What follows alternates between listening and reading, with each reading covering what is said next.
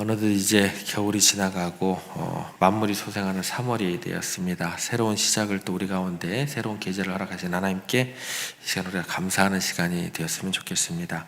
오늘 말씀의 제목은 말씀의 깊은 곳으로 라는 제목으로 함께 은혜를 나누고자 합니다.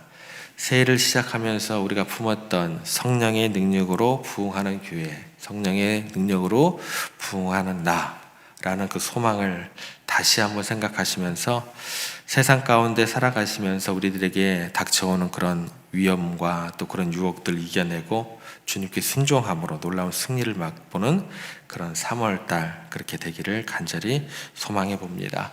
오늘 말씀에 보면 어부들이 이제 등장하게 됩니다. 밤새도록 그물을 던졌고 온 힘을 다해 수고했지만 잡은 것이 하나도 없었습니다. 어떻게 2달 동안 온 힘을 다해서 수고를 하셨고 또 노력들을 하셨는데 잡은 것이 좀 있으세요? 어떠세요? 예. 많이 힘드시죠? 예.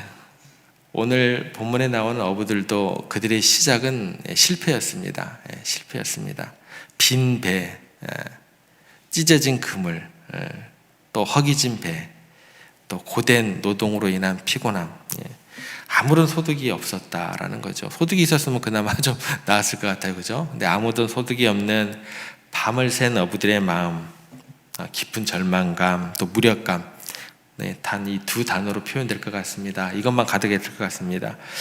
우리들의 삶 또한 때로는 이처럼 실패와 좌절의 연속처럼 느껴질 때가 있습니다. 내가 그렇게 노력을 해도 애를 써도 원하는 결과를 얻지 못하고 제자리 걸음만 하는 것 같을 때 그런 마음들이 느껴지게 될 것입니다. 새해를 시작하고 또 야심차게 시작했지만 벌써 3월을 맞이하는 우리들의 모습은 여전히 부족하기만 하고 연약하기만 하고 내 눈에 보이는 열매들이 미미할 수 있다라는 것입니다. 어떤 분들은 생각했던 그런 사업들이 제대로 진행이 안 되고 어려움을 겪게 되기도 하고 어떤 분들은 또 갑자기 생각하지 않은 그런 연약함, 병으로 인해서 힘들어하기도 하고 또 학업의 성취를 기대를 했는데 미치지 못하거나 또 직장에서 성과가 여의치 못할 때 좌절감을 우리가 느끼게 되고 그렇게 느끼는 분들도 계실 것입니다.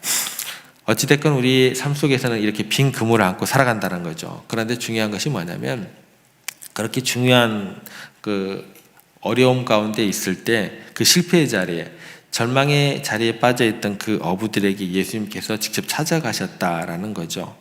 그리고 우리들에게도 동일하게 말씀하시는 것입니다. 넘어지고 쓰러진 그 자리에 너희를 외면하지 않고 따뜻한 사랑의 손길을 내가 내밀게 라고 주님께서 오늘 본문을 통해서 우리에게 이야기해 주시는 것 같습니다. 왜 그럴까요? 우리의 부족함과 연약함을 잘 아시기 때문에. 지금 보시면 이제 사람들이 예수님을 따라다녔던 사람들이 있고 제자들 같은 경우 예수님을 따라다녔던 사람들이 아니에요. 일상에서 그냥 빈 그물을 가지고 또 한숨을 쉬면서 내일을 향해서 그렇게 일하고 있었던 사람들이라는 거예요. 그들 가까이로 가셨다라는 거예요. 연약함과 부족함을 잘 아시고 그들의 도움이 필요할 때 그들이 주님을 찾기 전에 먼저 주님께서 그들을 찾고 가셨다라는 게 우리에게 참 위로가 되는 것 같습니다. 어찌됐건 절망과 그런 좌절에 빠져있던 어부들에게 찾아오고 계신 예수님께서 그들하고 들리든 들리지 않던 그들에게 설교를 무리들과 함께 설교를 이렇게 하신다라는 거죠. 여러분 중요한 게 뭐냐면 우리가 말씀이 들리든 들리지 않던 그 끈은 놓으면 안 된다라는 거예요. 그죠? 예. 그들이 들었던 듣지 않던 무의식으로 있었던 의식을 가지고 있었던 예수님께서 그 무리들을 향해서 말씀을 전할 때 그물을 깁다가 이렇게 흘려들을 수도 있겠고 무엇이 중요하면 내 삶의 자리에서요. 아무리 각박하고 힘들다 할지라도 예수님께서 찾아오셨을 때 예수님께서 나에게 말씀을 하시고자 할 때 내 삶의 자리에서 예수님이 머무를 수 있는 공간을 내어줄 수 있느냐 없느냐 이거 중요합니다. 어떤 식으로든 여러분 각박하고 힘든 세상을 살아간다 할지라도 내 삶의 자리에서 내 삶의 자리를 예수님께 내어줄 수 있어야 되고 잘 듣지 않아도 돼요. 어떻게든 흘려들을 만한 그런 어떤 여러분들의 시간도 내어드릴 수 있어야 돼요. 어찌됐건 그 과정이 다 끝나고 난 다음에 예수님께서 뜻밖의 말씀을 건네시게 됩니다. 깊은 물에 가서 그물을 던져라. 예. 고기를 잡는 데 익숙했던 이런 사람들에게 입장에서는 상식에 어긋나는 어려운 명령이었습니다. 그런데요, 웬일일까요? 베드로가 이 말도 안 되는 그 말씀에 대해서 반응을 하기 시작합니다. 항상 반응할 것 같죠? 그렇지 않습니다. 갑자기 반응되는 것이 아니고 내가 그 말씀에 대해서 흘려듣든 누구를 통해서 듣든 그 씨앗이 뿌려져 있을 때 어느 순간 나에게 있어서 결단이 주어지게 되고 행동으로 옮겨지게 되더라는 거예요. 씨앗이 뿌려지도 않는데, 누구를 통해서 물이 주어지지도 않는데 갑자기 열매가 맺어질까요? 절대 그렇지 않습니다. 누구를 통해서 여러분들을 향한 기도가 있었을 것이고, 누구를 통해서 지나가던 여러분들의 위로의 하나님의 말씀이 있었을 것이고, 그 모든 것들이 있었음을 기억하시기 바랍니다. 어찌됐건 베드로가 놀라운 행동을 하게 됩니다. 5절 말씀에 보면 시몬이 대답하여 이르되 선생님 우리들이 밤이 새도록 수고하였으되 잡을 것이 없지만은 그만 포기하시죠 라고 얘기를 한 게 아니고 말씀에 의지하여 내가 그물을 내리리이다. 밤새도록 수고했지만 아무것도 잡지 못했던 실패의 경험, 어제까지 조금 전까지 실패했다라는 거예요. 소용없습니다 라고 이야기하지 않고 말씀에 의지하여 그물을 내리겠다라고 고백을 한 거예요. 이걸 뭐라고 그럴까요? 이걸 순종이라 그래요. 여러분, 머리로 이해가 되고 가슴으로 느껴지는 것, 그거는요 내가 노력하지 않아도 사람들을 통해서라도 내가 뭐라 그럴까요? 건성으로 해서라도 머리가 어느 순간 이해를 하기도 되고 가슴으로 느껴지기도 해요. 그런데 여기에서 머물러 있으면 안 된다라는 거예요. 손과 발로 삶으로 순종하는 믿음의 결단을 하는 것, 이게 순종의 시작이 될 것이다 라는 것입니다. 그런데 이 순종의 어떤 그 결과는 어떻게 될까요? 우리의 상상을 초월하는 것으로 나타나게 된다는 거예요. 그들이 그물을 내렸을 때 그들의 그물은 어떻게 되냐면 찢어들듯이 가득 차게 되었고 두 척의 배가 물에 잠길 정도로 엄청난 양의 물고기가 잡히게 됩니다. 만선의 기쁨, 이전에 누려보지 못했던 엄청난 어획량 앞에 그들은 놀라움과 감격에 휩싸이게 됩니다. 말씀에 의지했던 삶이 결코 헛되지가 않구나. 그걸 경험하게 되었다라는 거예요. 순종을 통해서. 우리가 주님의 말씀에 순종할 때 위기 속에서 기회를 발견하게 될 것이고 실패를 통해 더욱더 풍성한 열매를 맺을 수 있다라는 것 우리가 기억했으면 좋겠습니다. 그런데요, 더 놀라운 일이 이제 벌어지게 됩니다. 눈앞에 내가 이루고자 했던 기도 제목이 이루어졌어요. 평생에 만져보고 싶던 엄청난 양의 물고기를 잡았어요. 풍요로운 현실, 그 세상의 성공, 이것을 포기하는 일이 벌어지게 됩니다. 그 유혹을 뿌리치고 그 다음 예수님의 말씀에 온전히 따르는 순종하는 헌신이 이들 가운데 나타나게 됩니다. 10절에서 11절 말씀에 보시면 세베대의 아들로서 시몬의 동업자인 야고보와 요한도 놀랐습니다. 예수께서 시몬에게 이르시되 무서워하지 말라. 이제 후로는 네가 사람을 취하리라 하시니 그들이 배를 육지에 대고 모든 것을 버려두고 예수를 따르니라. 이게 세상적인 가치관을 볼 때 파격적인 결단을 하게 됩니다. 그 모든 것을 미련 없이 다 내려놓고 예수님을 따라갑니다.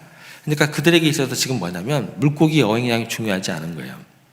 세상적인 성공보다 어떤 더 소중한 것을 발견한 거예요. 그 가치를 발견했다는 거예요. 여러분, 진정으로 가치 있는 것을 깨달았을 때 세상의 헛된 것들을 여러분들은 더 이상 붙잡지 않게 되는 거예요. 제가 백날 여러분들에게 말씀을 들으세요, 예배를 사모하세요, 기도하세요, 백날 얘기해봤자 안 돼요. 여러분 스스로 진정한 가치가 무엇인지, 진리가 무엇인지 그것을 깨달아야 이처럼 말씀에 붙들린 사명감이 시작될 수 있다는 거예요. 여러분 생각해 보세요. 어부가요, 배를 버린다? 바다를 떠난다? 이게 있을 수 있는 일일까요? 평생의 소원이었던 그 많은 어획고를 다 내버려 둔다. 쉬운 일이 아니다라는 거죠. 평생을 바쳐왔던 그들의 삶의 방식이었습니다. 익숙한 환경이었습니다. 이것 떠난다는 것은 뭐냐면 더 큰 두려움이에요. 하루 저녁 뭐 물고기가 안 잡혀가지고 내가 어떻게 살아가지 한숨을 내쉬는 그 정도가 아니다라는 거죠. 그 두려움을 동반하는 그런 결단이다라는 거예요. 그런데 결과적으로는 어떤 일이 벌어지게 되는 것을 우리가 알게 되냐면 정말 잘했다. 예, 그건 우리를 알게 돼요. 예, 가장 훌륭하고 가치 있는 선택을 했구나. 그것을 우리는 알아요. 그 결과를 알아요. 이걸 누가 아셨을까요? 예수님은 전지전능하시기 때문에, 하나님은 전지전능하시기 때문에, 전지전능하신 하나님께서 여러분들을 아시기 때문에 너 나를 따를래? 예, 이렇게 이야기하시는 거라는 거죠. 만약 그들이요 그 어획량 앞에서 눈앞에 이익에 눈이 멀어가지고 물고기를 부둥켜 안고 물고기 한 마리, 물고기 두 마리, 물고기 세 마리, 예, 이렇게 세가지고 야 여기 20마리, 여기 한 40마리, 한 100마리 해가지고 그걸 팔로 다녔다고 한번 생각을 해보세요. 남은 인생은 그 물고기와 함께 뭐 썩어질 것이고 사라지게 될 그런 삶을 살게 되었을 것이 아닌지 눈에 보기 훤합니다. 하지만 베드로와 야고보와 요한은요 그 예수님의 부르심에 순종하여서 인류 역사에 빛나는 사도가 되었고 하나님 나라의 영원한 일꾼으로 지금도 존경받고 기념이 되고 있다라는 것입니다. 여러분에게 있어서 진정한 행복은 무엇입니까? 정말 위대한 것은 무엇일까요? 무엇을 위해서 우리가 분주하게 달려가야 할까요? 재물을 얻기 위해서, 성공을 위해서, 예.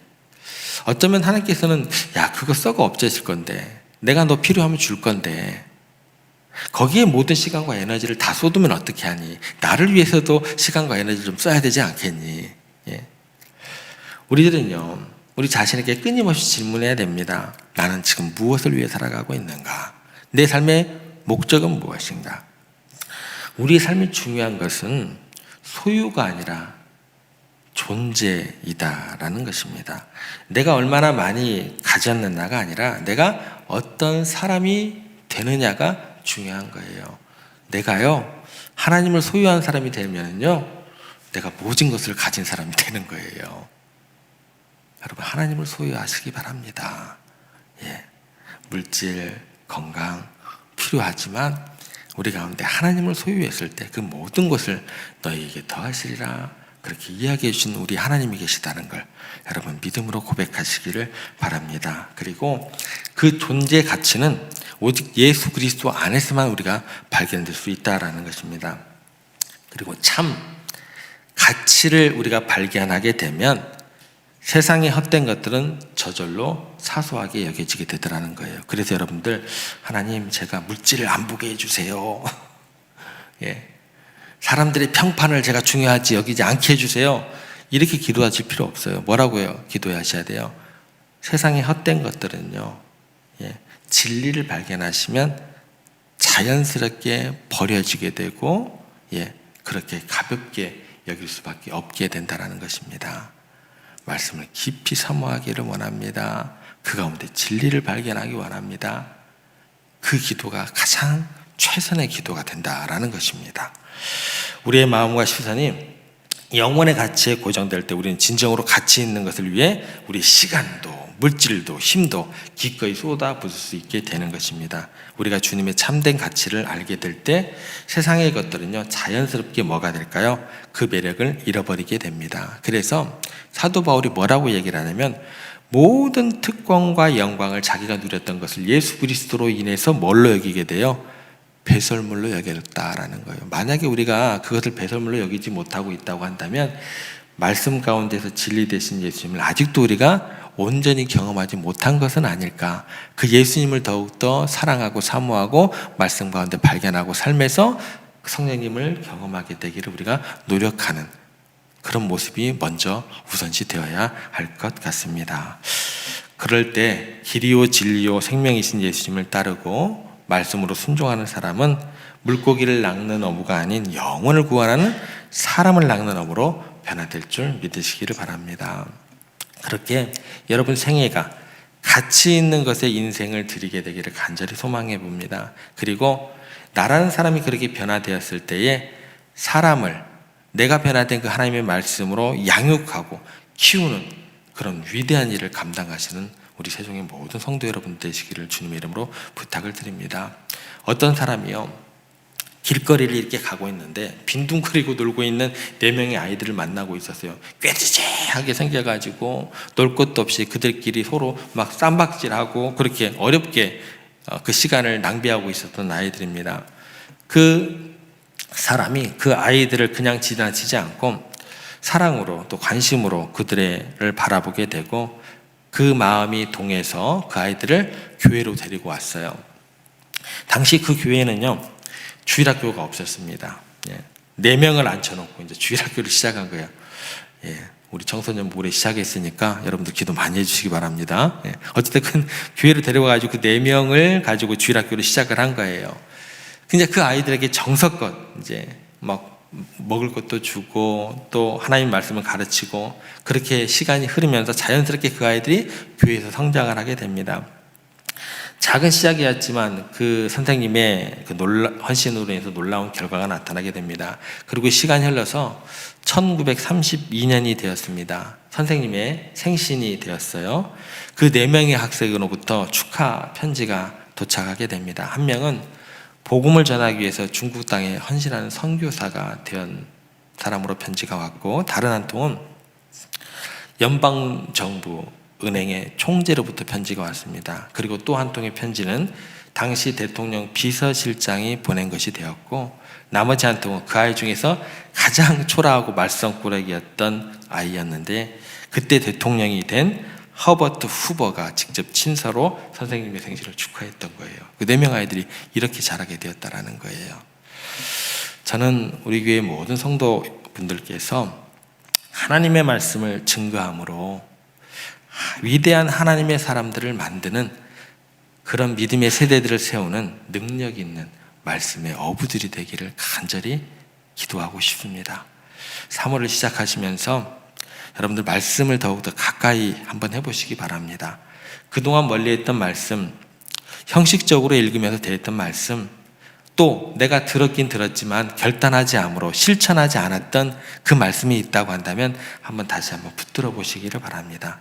그렇게 말씀에 인생을 내가 걸겠다라고 결단해 보시기 바랍니다. 그렇게 하려면 어떻게 될까요?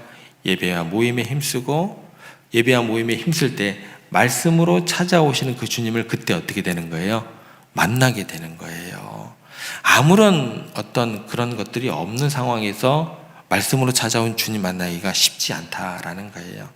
그렇게 말씀으로 찾아오시는 그 주님을 만나시고 그 주님의 부르심에 응답하면서 말씀에 순종하는 삶을 이번 한 달 살아가 보시기를 주님의 이름으로 부탁드립니다.